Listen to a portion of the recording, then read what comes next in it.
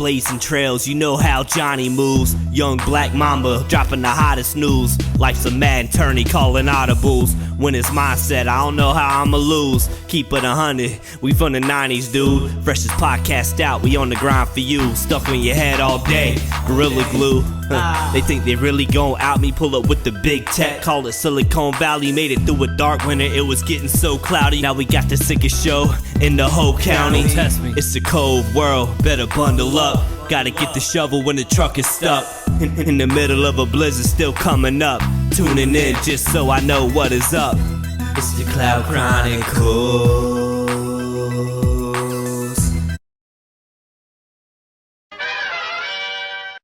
Okay.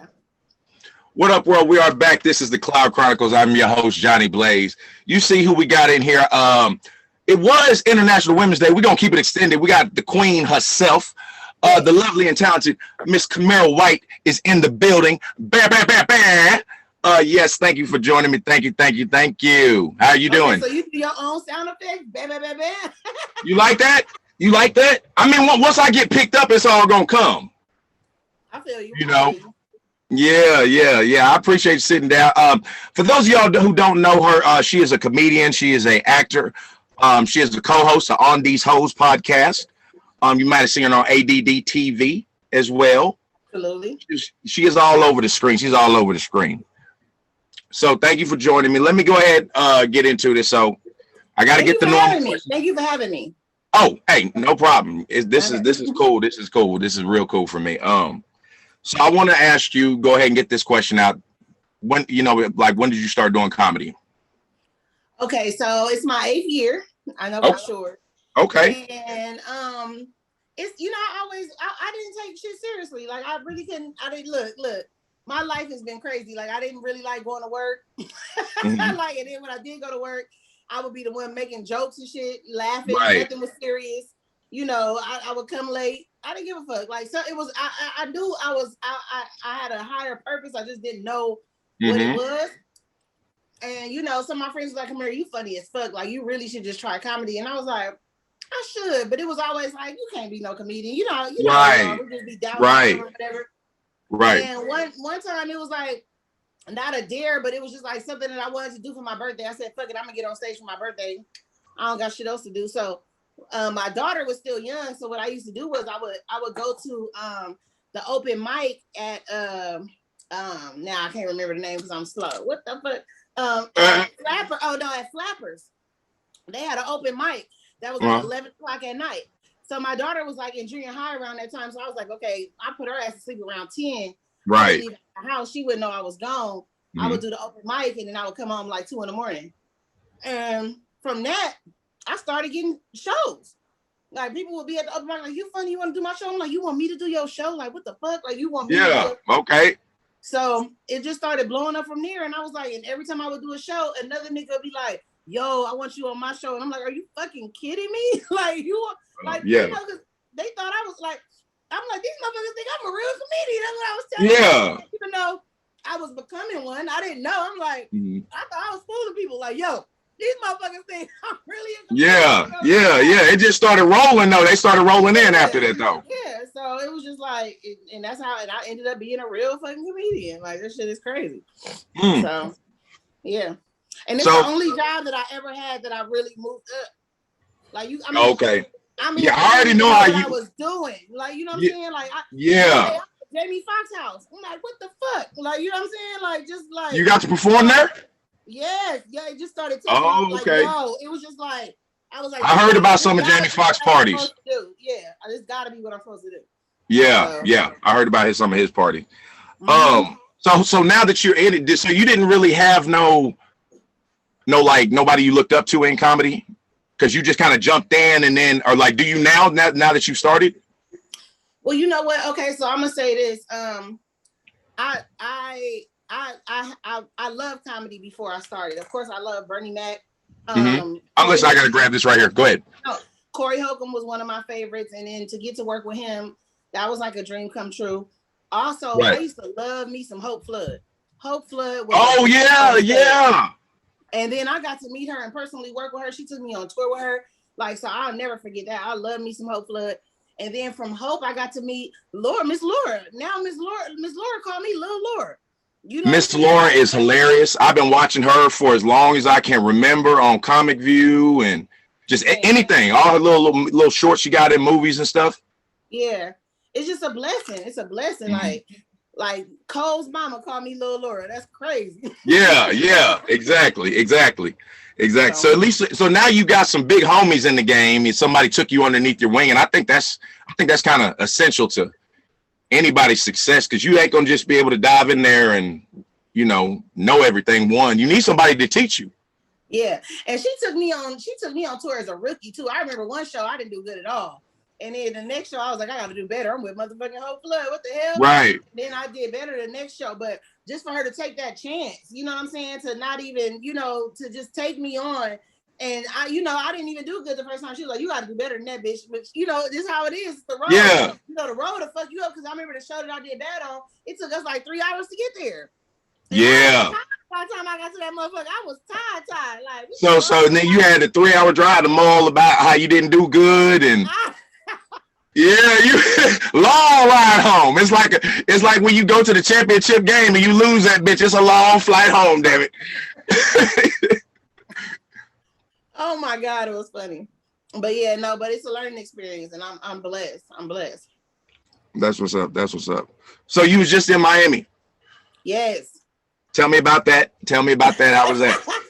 I like that laugh. Something must have happened. No, me and my girl went out to Miami. We had some business to take care of, but it was mostly pleasure. And we had a good time, and we turned up, and I ended up at Cool and Dre studio. You feel me? Like, with some of my homies, and it was a good look. I listened to Meek Mill album, and it ain't even came out yet. Nigga on. Like nigga. That's what's up. Yeah, I felt good. And it was crazy because I was telling my homegirl, I was like, this nigga want me to come to the studio. He my friend. We don't dare, and he's just my real good friend. And we go way back. And I said, bitch, I'm gonna be the only old bitch in the studio. I'm not in the studios no more. But the thing about it is, when I got there, them niggas knew me. And it was like a dream come true. I'm like, oh my God, these niggas. They was like, yeah, we just seen you on Lou's show. We just seen you here. Like, and I'm like, wow. And I was worried about being the old bitch in the studio, and they knew me. They had that. They asking you for autographs and shit. Right. They knew me. So tell me, I'm a big fan of the podcast. You already know. I'm finna get me a shirt too. I wish I had it for the day. So how do you like now that the transition you've been doing the podcasting? Tell me about that. You like it? Well, what people don't know about me and Precious is me and Precious been on the grind on this podcast for a while. We had a podcast. Oh, I didn't drop my little blood. Wait, one second. Go ahead. We had a podcast. Technical difficulties. We had a podcast called the G Spot before. I didn't know that. So, yeah, no, nobody. But we've been grinding. That's why when people see our podcast and they say, "Wow, y'all are so good. It's so natural." Me and her, we've been like this for a while, and we've been doing the podcast for a while. So we've been talking together. It's just a natural thing. You know what I'm saying? Like, it's just like us kicking it at the house. Like, you know what I'm saying? This is what we do. Shout out to Precious too. She from Texas. I'm from Texas. I don't know if you know that's where I'm at. We're down here in Texas. Okay. Yeah, so I know all about Oak Cliff, and when I say she is Oak Cliff, she's Oak Cliff. I ain't even met her, but that's Oak Cliff. That's straight Oak Cliff. And they love her too. They love my nigga in her city. They love her. Yeah, she seems very authentic. That's really her. Yeah. Y'all do real good together though. Real good together. Thank you. That's my nigga. And it's we all on our individual grinds, but we continuously support each other. Like, Precious did some amazing stuff. I did some amazing stuff, and it's just like we want each other to win. You know what I'm saying? Right. So, you know what I'm saying? We really are like friends like that. Like, we really, we don't let shit get in our way. We don't let people talk, get in our ear, nigga. We 100 all day. Yeah, that's that. You gotta watch it because motherfuckers be like, oh, but why she talk? Why she get a little too much this, and why don't you got enough of this, and all that little yick yacky yick, and then it's divide though. But yeah, you got to keep it 100, man. That's good. You recognize that and everything. You got I think I saw you on. You did the Keep Your Distance, right? Not too long ago. Yeah. Okay. You got anything coming up here? Like you getting ready to touch the stage again? You know what? I do got something big coming up. I don't want to speak on it yet. Okay, that's fine. That's fine. I understand. It's a national show. Okay. So it's a national show. They just hit me, and I'm gonna audition for it, and I know I'm finna body this motherfucker. And if I get on this shit, it's gonna really catapult me to the next level. So I'm just hoping that it happens. But you know, I don't want to be talking about it. You know what I'm saying? No, I understand. We're gonna put them good vibes in the universe, though. You know what I'm saying? We're gonna put them good vibes in the universe about it, though. But I'll tell you off air, though. Okay. We'll rap about it. I appreciate it. So, the podcast, where y'all want to go with it? Y'all trying to get on? Podcast. Yeah. Syndicated. Mm-hmm. I want to I want you to be able to see it on All Death. I want you to be able to hear it on Sirius XM. I want you to be able to see it. Shit, I fuck around. Yeah, you know, you heard of them niggas, the Bodega Boys. DEEZ HOEZ. Yes. I'm trying to get our shit like them. Don't you see me and Precious being the girl Jesus and Mero? Listen, I didn't want to interrupt you, but I was gonna say y'all are that to me. Y'all are that to me. Y'all are that to me. I don't know what it is, and I never thought about it until I was listening to you talking. I was like, you know, they kind of like the female DEEZ and Mero. Right. I had an interview with Fu, and Fu was telling me that them niggas weren't even like together. At first, I don't know if this is true. He was like, this is what we said, that they got put together. So if you look at it like that, look how good they are. You would think that they like you and Precious. You would think that they're like y'all and they've been knowing each other the way they vibe and everything. And if that's crazy. So y'all with y'all natural you know what I'm saying? Give us a platform, man. Give us some real money and some production, man. Our show will be lit as fuck. You already know. Yeah, because you gotta set up something in case shit shut back down again. Right. Now they just opened shit back up here in Texas. I guess we really never shut down in the first place. Nigga, I was so reckless in Texas the last time. Wait a minute. I went to the Earl Spence fight. Nigga, I was in the club singing Boosie, no mask. Nigga, I mean, we was not 6 feet apart. Nigga, I don't give a fuck. It was lit, and we didn't get sick. We did not get sick. I guess it's something in the water down here. Something in the water. There's something in the water. So I had a great time. I love Texas, by the way. Yeah, man, I like it down here too, man. I had to move away from the city though. I had to get out to the country. No, I feel you. You know what I'm saying? There's too much shit going down in the city. I got some property in Alabama, and I love going back to Alabama. I stay focused. Yes. A lot of drama. Is quiet as fuck. You hear birds and shit. You feel like you with the Lord. I don't know. You feel like you're more in touch with the world and nature, and right. You know what I'm saying? And it's good for creating too. That's what I'm saying. Because it's very good for creating. And that's one thing about my family. I love my family, but you know they don't know that it take a lot of. I have to be in a creative space to create. Like, leave me alone. I tell my family this all the time. I do. And I'm so bad about it that like I get into it like it's you think I'm like Kobe or somebody or Jordan for a game. I got to get in the zone before my interview. I really do. I really do. Like I gotta have it got to be I needed zen, I needed quiet, I needed tranquil, I need to be watching something funny. You know what I'm saying? I got to get in that mode. I do. And if shit is all hectic, I get aggravated, and I don't want to take that to the camera. You know what I mean? Because that should show up on the camera. It will, and that's what they don't get. Like, I have to be in a great space, and I tell even the men I date. Let me tell you something, nigga. Being happy is my job. You're not gonna come fuck with my money. That's exactly the main reason why I'm single. Nigga. I don't got time for this shit, nigga. You know what the fuck I gotta go do? And they think that telling Joe shit is easy. You know what I'm saying? Like, I don't got time to be like. Luckily, I'm so luckily I'm so in tune with my audience. I didn't had a straight up bad argument with a nigga and got on stage, but I talked about it. I said, this set is over because I'm gonna go slash this nigga tires. You used it. Know me. No. Yeah, use it. It would have showed all over my face. Like, you know what I'm saying? Right. So, and that's one thing about comedy. Be honest. That's the first advice I have for anybody that wants to do stand-up. Be yourself, because ain't nobody like you. Don't nobody go through what you go through, and that's why we're all individuals. Be yourself. And you was put here for a reason. Be yourself. You know what I'm saying? That's some good advice to all the young comedians out there. I hope y'all was listening to that game she's dropping here. So I do want to ask you about something else before we get up out of here. Okay. Let's talk about this cancel culture. What are your thoughts on it? You think people are being too sensitive? Hell yeah, we being too sensitive because I joke about everything. Right. Like, and that's how I deal with shit. And I know other people don't deal with shit like me, and I know people not gonna be like me, but you have to laugh at the bullshit. It's the only way to get through it. Yo, you cannot sit up here and stress. I feel like the number one thing about cancer is a nigga stressing. Like, right. That's why I smoke my weed. I try not to let shit bother me. You know, and when I'm in a situation where I feel like I've been done wrong, I don't even blame the other person. I talk to myself and be like, what could you have done, Kamira, to where you'll never get put in this situation again? How could you avoid a motherfucker playing you like that again? You know what I'm saying? Because I can't control the outside world. You can't control a lot of shit in your life. You don't. Exactly. You don't. So if a motherfucker do me wrong, the first thing I think about is, how did you allow this to happen? So you won't let it happen again. Because you can't go around just fucking everybody up. We too old for that now. That's the one thing I hate about getting older. You can't fuck people up no more. And that's some bullshit.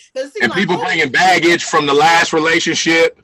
Like people, your last relationship was fucked up. So now it's going to take you another 2-3 relationships before you turn into the right motherfucker. Like, no, people ain't got time for that. Like, I can't be your 1-2 and then the third motherfucker you get it right with. Like, yeah, I know exactly what you're talking about. Yeah, so I gotta look. Like, yeah, like if you pick, like you saying, you pick a wrong person, you gotta look and say, what keep making me pick these bitches? Or what keep making me pick this nigga? You know what I'm saying? Like, it's something within you. You know what I'm saying? That's the big thing. People don't want to, like, that what Mike say, the man in the mirror. People don't want to ask themselves, like, what can I do? Yeah. Okay, I know that was fucked up what they did, but what can I do? Yeah. You know what I'm saying? But you gotta do that, because if you don't,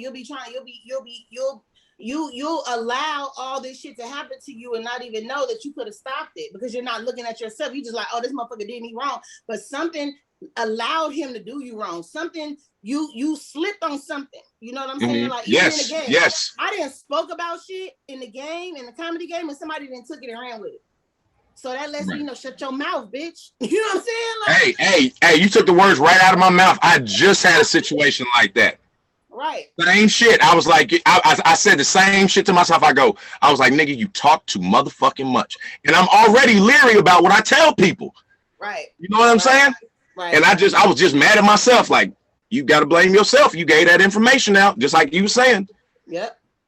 So I always look at myself, because you got to protect yourself. So you got to know yourself. You got to see your ways and know yourself to know, so you can be like, shut up, bitch. You ain't in the right environment, or this nigga playing this, you know, pay attention to what he's saying instead of what he doing. And you gotta check yourself. Yeah, that's real. That's real. Yeah, people don't want to do that. Yeah. Okay, so listen. So before I let you get up out of here, we're gonna talk off camera about the project or whatever. But you want to give any shout outs to anybody? Shout out to just my fans. Shout out to my nigga P. That's my nigga for life. Shout out to all the niggas that think I'm cute. Thank you. That's facts. And just shout out, you know, I lost my dad recently, so. Oh, okay, I'm sorry. Yeah. I'm always, it's been a year, so I'm dealing with it or whatever. But shout out to him, because, you know, I feel like he's up there directing some shit for me, because he's real bossy. So I feel like he up there talking about, well, Jesus, when you gonna get to Kamira? Because yeah. No. Hey, that's my daughter. That's my daughter. Okay, I got the cut. He cutting in a lot. We ain't goddamn it. Yeah. Talking shit, so I feel exactly. For me to shout out to my pops, and you know what I'm saying. And that's basically my child, my daughter. You know, who made me a woman. So that's it. Already. I appreciate you sitting down with me today on the Cloud Chronicles. Thank you so much. Yeah. You know, you're welcome back at any time. Okay, for sure. I will come back. It was fun. All right, I appreciate it. All right, everybody. This has been the Cloud Chronicles. You know what I like to say at the end? Mental health is real. Take care of this. It'll take care of you. Tell somebody you love them. Yeah, real talk. I say that. I try to say that after every episode. It's a guy that I'm hooked up with. I don't know why. I can't remember his. I want to say his name is. I know his last name is Mr. Harris, but he got a book out called Men to Heal. Okay. And I'm real big on men's mental health because the black man go through so much, straight up, like so much that we don't even know, so much that they don't even share with us. But I look to heal because sometimes it gets taken out on us. You know what I'm saying? Oh no, most definitely. Most definitely, because the men we're not taught how to decompress. We're not taught how to share it. It's looked at weak. You know what I'm saying? It's especially in the black community. Like, oh nigga, you got something wrong with your head, nigga. You know what I'm saying? Like, you know, it's starting to be a more open topic now. But yeah, it's definitely, man. That's why I like to say that, you know, toward the end of every episode, man. Like, talk to somebody if you need to talk to somebody. You know what I'm saying? And his name is James Harris. I looked it up, but he got a Instagram. It's called Men to Heal, and I fuck with him. And he, you know, he a vet, he a dad, all kind of stuff. So it's just like he been through a lot. And I just, you know, it's hard being a black man. I don't want y'all to feel shame that y'all need to go talk to somebody because this shit is real. You know what I'm saying? Y'all are public enemy number one, low key. Yeah, like, you know real talk. So, you're not lying. You're not lying about that. Not lying about that. And then I think a big break in that, like, I saw an article when Kobe passed. Man. And it was just talking. There was just an article about how like people don't know how the black male community like that affected us. That was like our elite of our generation. You know what I'm saying? Like so. But yeah, it's definitely you said some real shit right there. You said some real shit. You said some real shit. That's how I like to end it, make people think, man. But hey, this has been the Cloud Chronicles. I'm Johnny Blaze. This is the lovely and talented Queen Kamira White in the building. Hopefully we'll have her back. I gotta get you to say on these hoes real quick one time, please. Go ahead. On these hoes. Yeah, there it is. All right, we're gonna get up out of here. Peace. Peace.